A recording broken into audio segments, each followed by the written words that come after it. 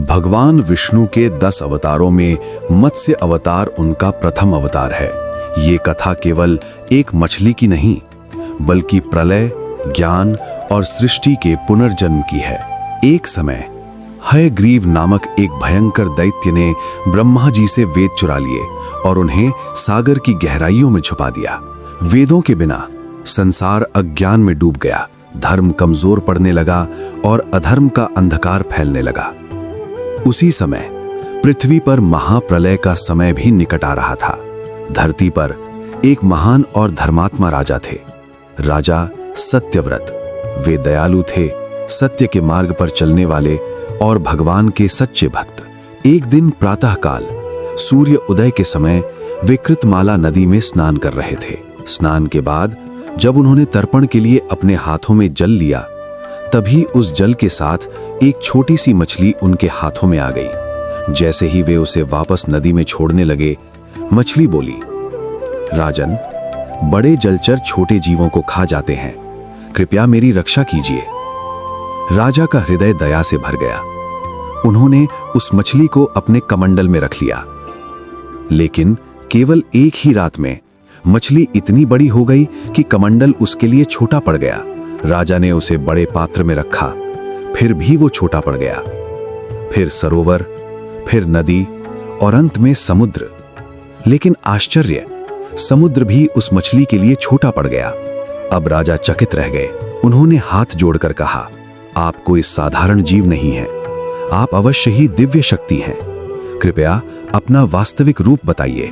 तब वो मछली बोली, हे राजन, मैं ही भगवान विष्णु हूं। एक दैत्य ने वेदों को चुरा लिया है और संसार अज्ञान में डूब गया है। उसे नष्ट करने और ज्ञान की रक्षा के लिए मैंने मत्स्य रूप धारण किया है। भगवान ने आगे कहा, आज से 7वें दिन पूरी पृथ्वी जल में डूब जाएगी। चारों ओर केवल प्रलय ही प्रलय होगा।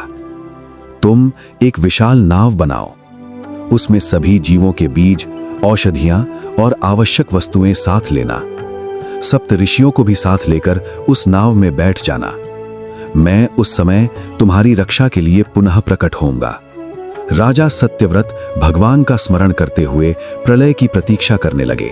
7वें दिन भयानक वर्षा शुरू हुई। नदियां उफान पर आ गईं। समुद्र अपनी सीमाएं तोड़ने लगे और देखते ही देखते पूरी पृथ्वी जल में डूब गई।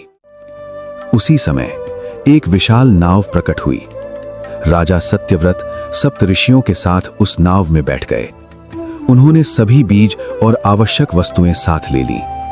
चारों ओर अब केवल जल ही जल था। तभी प्रलय के उस महासागर में एक विशाल तेजस्वी मत्स्य प्रकट हुआ। उसके मस्तक पर एक दिव्य सींग था।